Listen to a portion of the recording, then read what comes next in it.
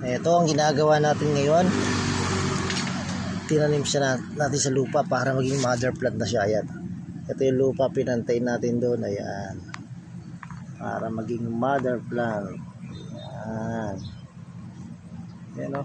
Beautiful. Napakaganda niya. Yung lalo na kanyang variegation. Ayan kung mapapansin nyo.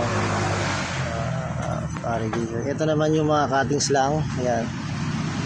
Madali lang siya nabuhay sa init. Ayan, mga cuttings lang natin yan. Madali natin napapabuhay. Okay guys.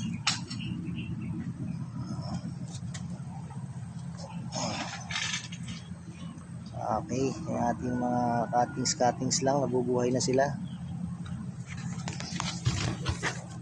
Ayan.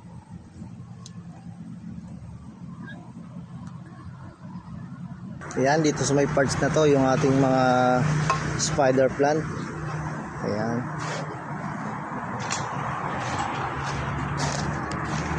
Ayan. Siyempre, di mawawala yung ating peace pan. Ayan, napakarami na natin stadya malalaki. Ayan. Siyempre, may mga snake din naman dyan. Snake on the lake.